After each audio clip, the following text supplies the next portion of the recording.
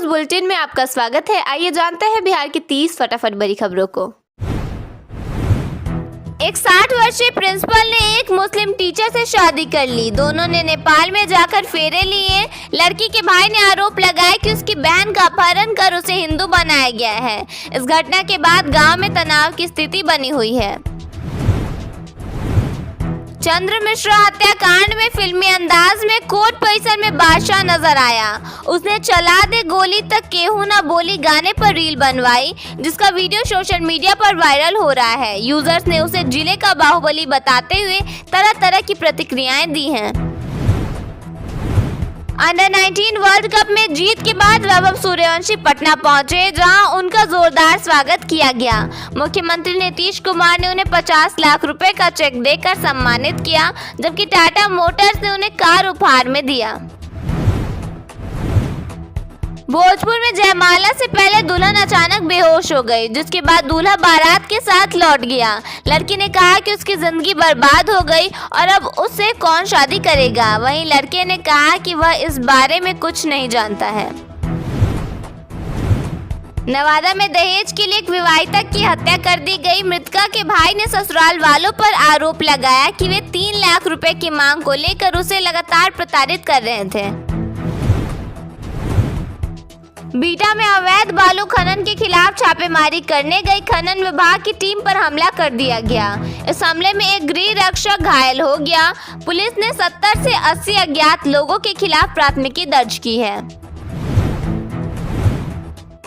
समस्तीपुर में संपत्ति विवाद को लेकर सास की हत्या कर दी गई और साली को जिंदा जला दिया गया। वायुसेना से रिटायर्ड एक इंजीनियर ने आरोप लगाया कि मारपीट कर उन्हें अपाहिज बना दिया गया।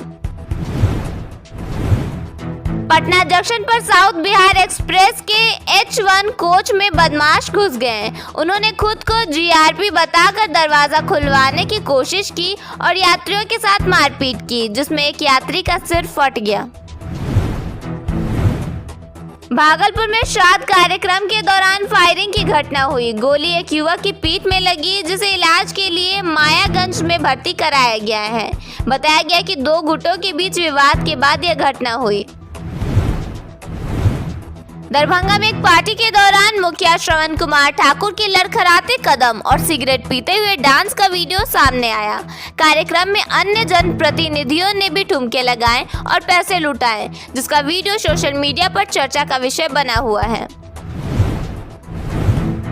बिहार में अगले 3 दिनों तक अधिकतम तापमान में 2 से 3 डिग्री सेल्सियस तक की बढ़ोतरी हो सकती है। फरवरी के अंत तक तापमान 33 डिग्री सेल्सियस के पार पहुंच सकता है।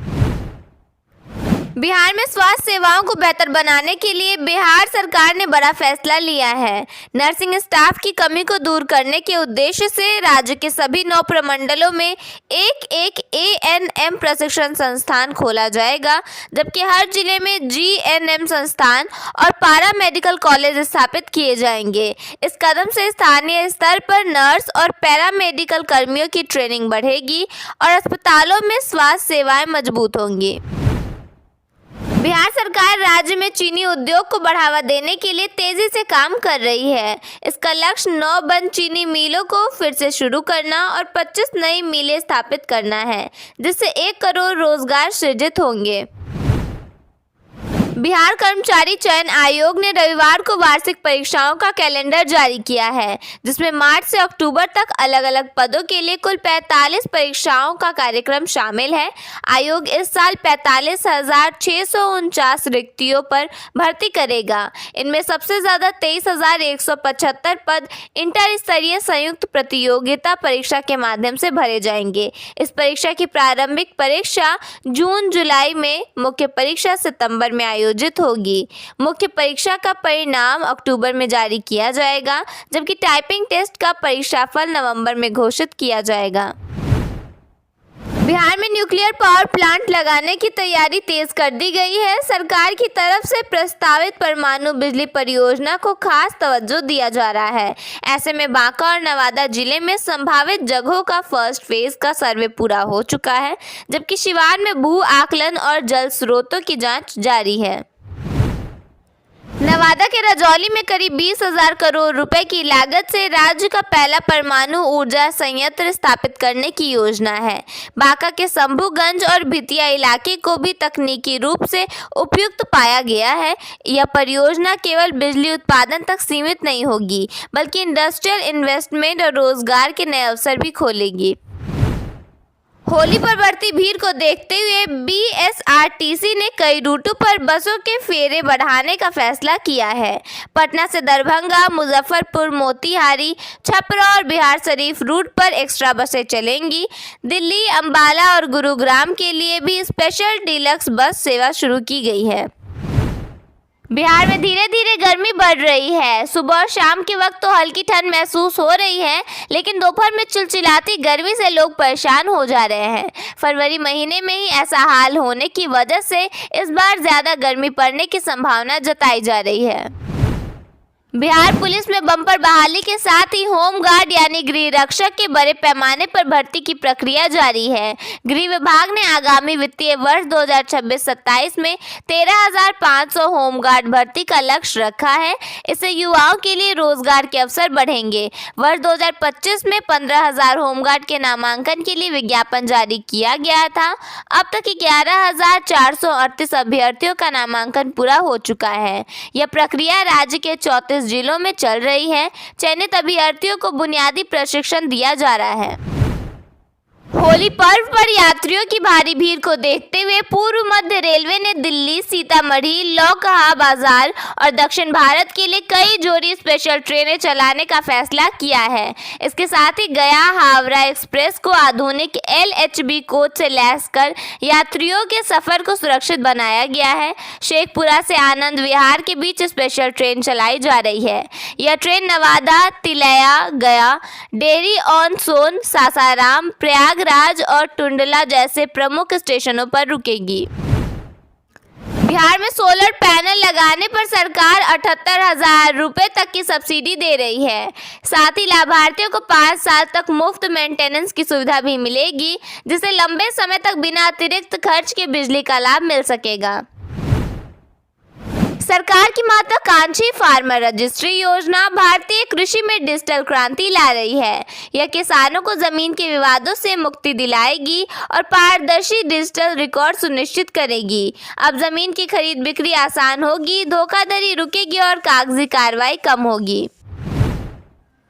महिलाओं की आर्थिक भागीदारी बढ़ाने और उन्हें स्वरोजगार से जोड़ने के उद्देश्य से मुख्यमंत्री महिला रोजगार योजना के तहत पटना में नई पहल शुरू हुई है। नगर विकास एवं आवास विभाग के निर्देश पर अब हर वार्ड में जीविका समिति गठित की जाएगी। इस पहल का मुख्य उद्देश्य शहर की महिलाओं को न केवल संगठित करना है, बल्कि उन्हें हुनरमंद बनाकर उनके घर के पास ही रोजगार के अवसर उपलब्ध कराना है। अब महज 7 दिनों के भीतर गठन की प्रक्रिया पूरी कर आवेदनों का निपटारा सुनिश्चित किया जाएगा। पटना यूनिवर्सिटी ने छात्र संघ चुनाव को तत्काल प्रभाव से स्थगित कर दिया है। 28 फरवरी को होने वाला मतदान अब अगले आदेश तक टाल दिया गया है। परिसर में आचार संहिता उल्लंघन और अमर्यादित घटनाओं को देखते हुए यह फैसला लिया गया है। उप मुख्यमंत्री विजय कुमार सिन्हा ने राजस्व कर्मचारियों और अंचलाधिकारियों को 31 मार्च तक लक्ष्य पूरा करने का निर्देश दिया है। सरकार 40 लाख परिमार्जन आवेदनों के निपटारे को लेकर सजग है। बेहतर काम करने वालों को प्रमोशन और सुविधाएं देने का भी आश्वासन दिया गया है। बिहार परिवहन विभाग ने अगले 15 दिनों के भीतर पूरे प्रदेश को अवैध डीजे वाहनों से मुक्त करने का लक्ष्य रखा है। विभाग के सचिव राजकुमार ने सभी जिलों के अधिकारियों को निर्देश दिया है कि बिना अनुमति के मॉडिफाइड की गई गाड़ियों को जब्त करें और उनका रजिस्ट्रेशन कैंसिल करें। बक्सर में गंगा किनारे बड़े बदलाव की तैयारी है। अब सिर्फ राम रेखा घाट ही नहीं, बल्कि अहिरौली की अहिल्या घाट से ढोरा नदी संगम तक पूरा तट रिवर फ्रंट की तरह विकसित किया जाएगा। पक्के घाट, पाथवे, सड़क और कैफेटेरिया बनेंगे। सरकार ने DPR बनाने की प्रक्रिया शुरू कर दी है।